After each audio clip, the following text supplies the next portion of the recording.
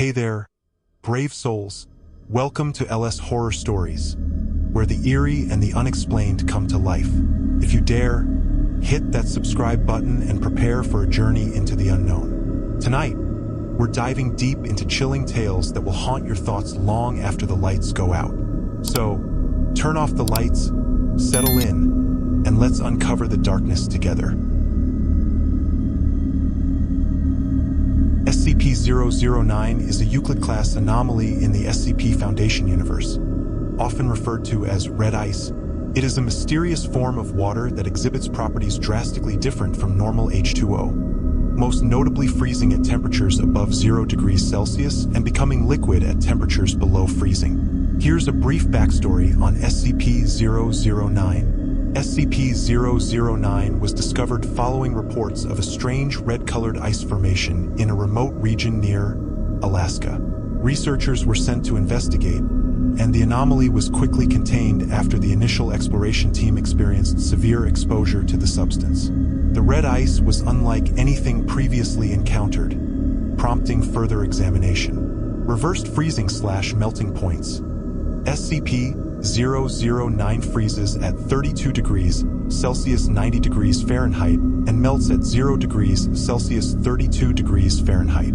This inverted behavior makes it extremely dangerous, especially in environments with fluctuating temperatures. Contamination. When SCP-009 comes into contact with regular water, it begins to transform the water into more SCP-009, a process that can spread quickly. Hazard to living beings. When SCP-009 comes into contact with any biological organism, it begins to crystallize their body fluids, rapidly turning the living tissue into red ice, which is fatal. Reversed freezing/melting points. SCP-009 freezes at 32 degrees Celsius 90 degrees Fahrenheit and melts at 0 degrees Celsius 32 degrees Fahrenheit. This inverted behavior makes it extremely dangerous, especially in environments with fluctuating temperatures. Contamination. When SCP-009 comes into contact with regular water, it begins to transform the water into more SCP-009, a process that can spread quickly. Hazard to living beings. When SCP-009 comes into contact with any biological organism, it begins to crystallize their body fluids, rapidly turning the living tissue into red ice, which is fatal. Due to its hazardous nature, SCP-009 poses a serious threat to ecosystems and populations if not contained properly. In scenarios where it could come into contact with a large body of water, the potential for a cascading effect could be catastrophic. The Foundation takes great precautions to avoid this, keeping SCP-009 in an isolated location and strictly regulating all research related to it. Now let's get into the horror story. It was a bitterly cold night when I first encountered SCP-009. The moon was low, casting long shadows over the frost-riddled landscape, and the air itself felt thick, cloying with an unnatural chill that seemed to seep directly into the bones. The kind of cold that makes your teeth ache and your lungs burn. I was part of a research team dispatched by the SCP Foundation to investigate a containment breach.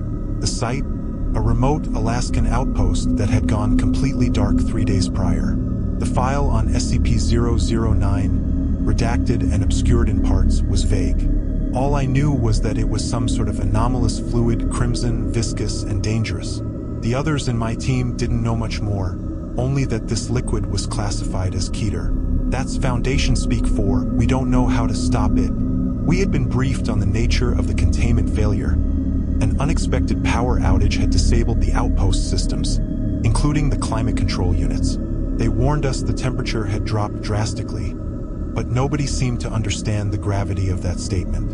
Dr. Carlisle, the lead scientist on our team, was uneasy. You could see it in the way his gloved fingers fidgeted with his notepad, how his breath came in short bursts, fogging up the visor of his mask.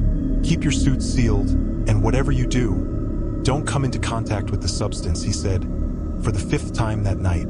His eyes darted between the rest of us, wide with warning. It's colder than we expected. None of us knew just how cold it was. We reached the outpost just after midnight, the wind howling through the empty, white plains of Alaska. The structure stood alone, half buried in snow and ice, the metal walls groaning against the elements. As we approached, the lights flickered weakly, barely visible through the thick frost that encrusted the windows. No signs of life, just the slow, creeping sense of dread that clawed at the back of my mind. As we stepped inside, the temperature gauge on my suit's display plummeted. It was colder inside the facility than it was outside. Dr. Carlyle cursed under his breath, tapping the screen of his wrist-mounted thermometer. "Minus 34 degrees Celsius, he muttered. "This is impossible. The heating systems should have kept it stable." The hallway was dark, our flashlights cutting through the thick blackness. Each step echoed ominously, the sound swallowed by the oppressive silence. It didn't take long before we found the first signs of the breach. The walls, once pristine, were now streaked with a thin, icy residue, dark red, almost black in the dim light. It was SCP-009, crawling slowly up the walls, spreading like a malevolent stain. "What the hell?" one of the researchers muttered, bending closer to inspect it. His voice was distorted by the helmet of his suit, but I could hear the fear creeping in. "It's already started to crystallize," Dr. Carlyle said, his voice shaky. "It's freezing faster than expected. Everyone, be extremely careful. The fluid will freeze anything it touches." As we moved deeper into the outpost, the temperature continued to drop. We passed empty labs, abandoned desks, and overturned chairs. No bodies, but signs of struggle were evident. Papers strewn across the floor, broken glass, and scattered personal belongings. It felt like the place had been evacuated in a panic, but there was no sign of where the staff had gone. Then we found them. The first body was curled up in the corner of a lab room, arms wrapped tightly around their knees as if they were trying to stave off the cold. They were encased in a thin layer of the same crimson ice, the skin pale and blue beneath. Their face was frozen in a grimace of pure terror, eyes wide and glassy. The liquid had seeped into their clothes, creeping up their limbs like vines, locking them in place. There was no sign of trauma, no blood other than the frozen liquid that clung to them, just cold. The kind of cold that stops hearts and numbs minds. We didn't linger. Dr. Carlyle urged us forward, deeper into the facility. We found more bodies along the way, each one more horrifying than the last. Some were slumped over desks, others sprawled on the floor, frozen in various states of fear and agony. It was as if the life had been drained from them, their bodies turned into hollow, icy shells. SCP-009 was everywhere. It oozed from the vents, pooled in the corners of rooms, and dripped slowly from the ceiling like a twisted parody of blood. But it was no longer liquid in most places. It had crystallized, spreading outward in jagged, menacing formations. The deeper we went, the more it felt like we were walking through a frozen tomb, the walls closing in around us, the air growing colder by the second. At the heart of the facility, we found the source. The containment chamber that had once held SCP-009 had been breached. The thick metal walls buckled and twisted as if something had exploded from within. The temperature here was so low that our suit's heaters struggled to keep up, frost forming on the inside of our visors despite the insulation. "Dear God," one of the researchers whispered as we entered the room. The fluid was everywhere, coating the walls, the floor, even the ceiling. In the center of the room was a massive pool of the substance, swirling slowly, as if it were alive, as if it were waiting for something. And then it started to move. The fluid began to rise, coalescing into a shifting, amorphous mass. It pulsed with a dark, malevolent energy, tendrils of ice snaking out from it, crawling toward us. Dr. Carlyle shouted something, but I couldn't hear him over the deafening crackle of ice forming beneath our feet. The temperature dropped further, my suit's alarms blaring as the heaters struggled to keep me alive. I backed away, but it was too late.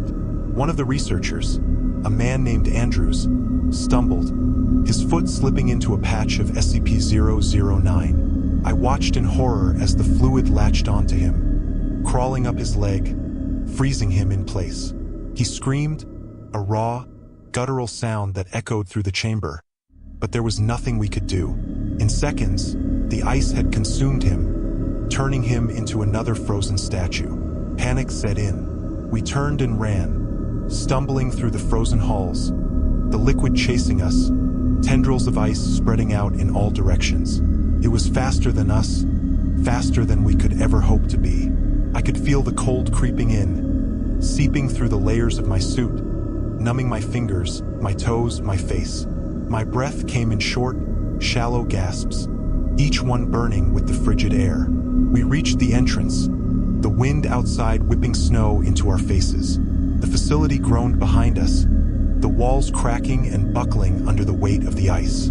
Dr. Carlyle was shouting into his radio, calling for extraction, but I knew it was too late.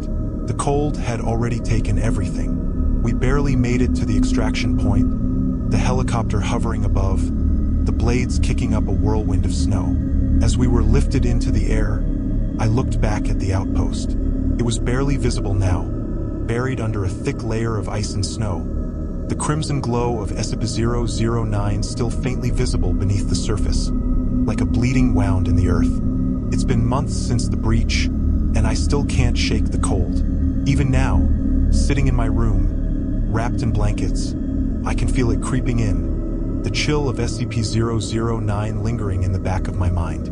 They told us it was contained again, that the outpost had been sealed off, but I don't believe them. I can still hear the crackle of ice, still feel the freezing burn of the air in my lungs. Sometimes, when I close my eyes, I see the tendrils of red ice, reaching out for me, slowly creeping closer, waiting.